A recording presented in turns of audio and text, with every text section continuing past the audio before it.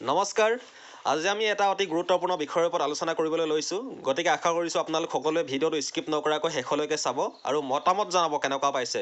মই পুনৰবাৰ এনেকুৱা ভিডিঅ' প্ৰস্তুত কৰিবলৈ মই বহুত মটিভেট হওঁ। গতিকে মই আশা কৰিছোঁ ভিডিঅ'টো আমি অতি সোনকালে আৰম্ভ কৰোঁ। আজিৰ আমাৰ আলোচনাৰ বিষয়টো হৈছে আমি ইংৰাজী ভাষাটো কেনেদৰে অতি সহজে আয়ত্তলৈ আনিবলৈ সক্ষম হ'ম।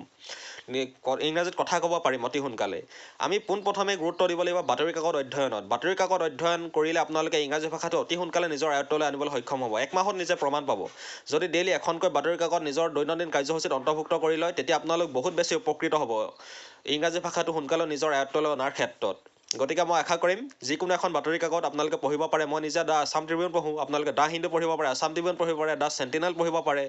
যিকোনো এখন বাতৰি কাকত লৈ বাতৰি কাকতখন সুন্দৰকৈ অধ্যয়ন কৰিব লাগে আৰু তেতিয়া দেখিব আপোনালোকৰ ভাষাৰ ষ্টকটো বহুত বেছি বাঢ়ি গৈছে। এক মাহত আপোনালোকে প্ৰমাণ পাব।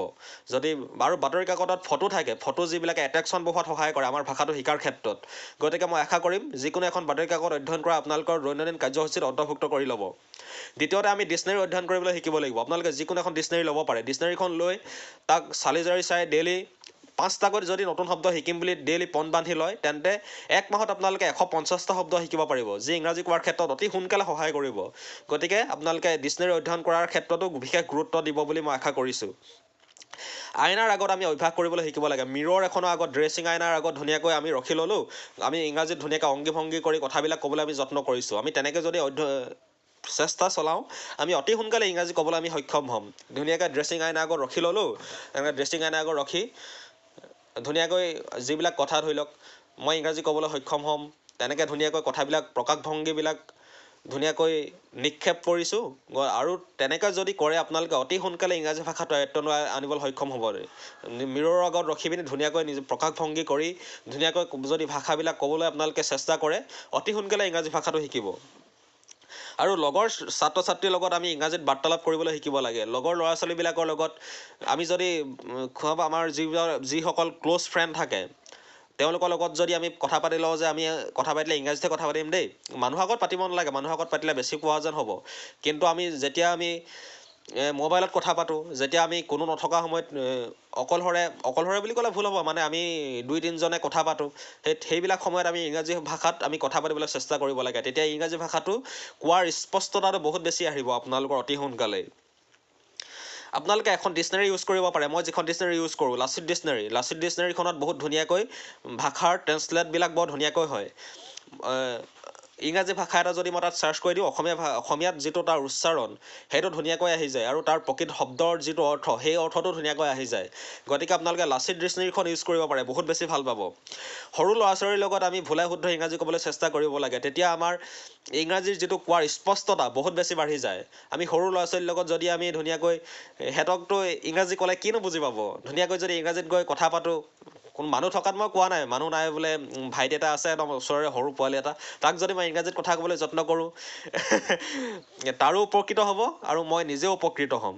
গতিকে মই আশা কৰিছোঁ এই কথাটোতো আপোনালোকে বিশেষ গুৰুত্ব দিব। আৰু নিজৰ প্ৰিয় বিষয়বিলাকৰ ওপৰত গুগল ট্ৰেন্সলেটত চাৰ্চ কৰি চাব পাৰে। গুগলত চাৰ্চ কৰি নিজৰ যিবিলাক প্ৰিয় বিষয়, মই ধৰি লওক আজি ৱাইল্ড লাইফৰ ওপৰত বহুত বেছি ভাল পাওঁ, গতিকে মই ৱাইল্ড লাইফৰ ওপৰত যদি ইংৰাজীত মই গুগলত চাৰ্চ কৰি পঢ়োঁ, তেন্তে মোৰ বহুত বেছি সহায়ক হ'ব ইংৰাজী ভাষাটো নিজৰ আয়ত্তলৈ আনিবলৈ। মই ধৰি লওক আজি ৱাইল্ড লাইফৰ ওপৰত বহুত বেছি ভাল পাওঁ, যদি মই ৱাইল্ড লাইফৰ ওপৰত বোলে rhino' protection in Kaziranga national park তেনেকৈ যদি চাৰ্চ কৰি চাওঁ, তেতিয়া যিবিলাক ওলাই পৰিব সেইবিলাক মই পঢ়িলে বহুত বেছি সোনকালে মোৰ নিজৰ ভাষাটো আয়ত্তলৈ আনিবলৈ সক্ষম হ'ব, বুজি পাবলৈ সক্ষম হ'ম। নিজৰ প্ৰিয় বিষয়বিলাকৰ ওপৰত যদি আমি চাৰ্চ কৰি চাওঁ, আপোনালোকে যি ভাল পায়, কোনোবাই যদি বিহু ভাল পায়, বিহুৰ ওপৰত চাৰ্চ কৰি চাব তেনেকৈ গুগলত, তেতিয়া দেখিব যে ইমান সোনকালে আপোনাৰ ভাষাটো আয়ত্ত হ'ব। নিজৰ প্ৰিয় বিষয়বিলাক যদি হয় ছাবজেক্টটো, তেতিয়া আপোনালোকে নিজেই নিজৰ ওপৰত আচৰিত হৈ যাব এক মাহৰ ভিতৰত। গতিকে মই আশা কৰিম মোৰ এই কথাটো আপোনালোকে উপদেশটো সৰুগত কৰিব। আৰু আমি গুগল ট্ৰেন্সলেট ব্যৱহাৰ কৰিব পাৰোঁ। গুগল ট্ৰেন্সলেটত আমি ধৰি লওক যিটো অসমীয়া শব্দ মই ভাত খাওঁ তেনেকৈ আহি যাব, গুগল ট্ৰেন্সলেটত যদি আমি চাৰ্চ কৰি চাওঁ আই ইট ৰাইচ তেনেকৈ আহি যায়। গতিকে আপোনালোকে এই পদ্ধতিও অৱলম্বন কৰিব পাৰে। অসমীয়াটো ইংৰাজীলৈ অনুবাদ কৰাৰ ক্ষেত্ৰত আৰু ইংৰাজীটো অসমীয়ালৈ অনুবাদ কৰাৰ ক্ষেত্ৰত আমি গুগল ট্ৰেন্সলেট যদি ব্যৱহাৰ কৰোঁ, আমাক বহুত বেছি পৰিমাণে সহায়ক হ'ব। গতিকে মই আশা কৰিম আপোনালোকে এই কথাটো গুৰুত্ব দিব।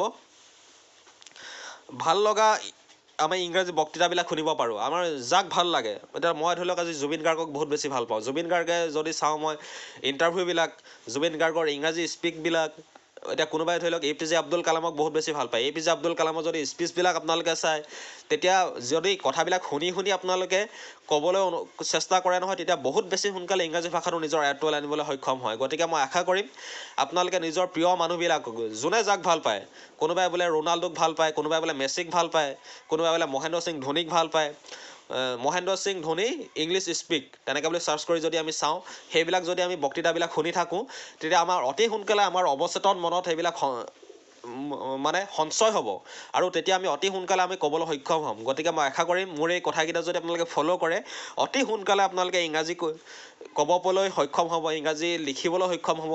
এতিয়া মই নিজে আজি অসমীয়া ভাষাটো যিমান কমফৰ্ট, ইংৰাজী ভাষাটো সিমানেই কমফৰ্ট। গতিকে মই আশা কৰিম মোক আপোনালোকে অনুকৰণ কৰিব নালাগে, জাষ্ট কথাবিলাক শুনি যদি নিজৰ জীৱনত অনুধাৱন কৰে, য'তকৈ আপোনালোকে ইংৰাজী ভাষাটোৰ প্ৰতি বহুতে ভয় ভাৱ থাকে, সেই ভয় ভাৱটো অতি সোনকালে নাইকিয়া হ'ব আপোনালোকে যদি মোৰ কথাবিলাক ফ'ল' কৰি চলে। মই আশা কৰিম মোক ফ'ল' কৰিব নালাগে, মোৰ কথাবিলাক যদি ফ'ল' কৰক, মই সেইটোৱে আশা কৰিম অতি সোনকালে আপোনালোকে ইংৰাজী ভাষাটো ক'বলৈ আৰু লিখিবলৈ সক্ষম হ'ব, বুজি পাবলৈ সক্ষম হ'ব। গতিকে আশা কৰিছোঁ ভিডিঅ'টো আপোনালোকে শেষলৈকে চালে, তাৰ বাবে বহুত বহুত ধন্যবাদ। যদি ভিডিঅ'টো ভাল লাগিছে অনুগ্ৰহ কৰি শ্বেয়াৰ কৰি দিব 10জনৰ মাজত, যাতে এইবিলাক ভাল খবৰবিলাক প্ৰচাৰিত হ'ব লাগে। মোৰ সেইটোৱে আশা। মোক ইউটিউবৰ পৰা পইচা নালাগে, জাষ্ট মানে এখন সুস্থ সমাজ লাগে। মই গতিকে সেইটোৱে আশা কৰিছোঁ। আজিলৈ ইমানতে এৰো, পুনৰ এটা নতুন ভিডিঅ'ৰে আপোনালোকক সকলোকে লগ পাম। Thank U.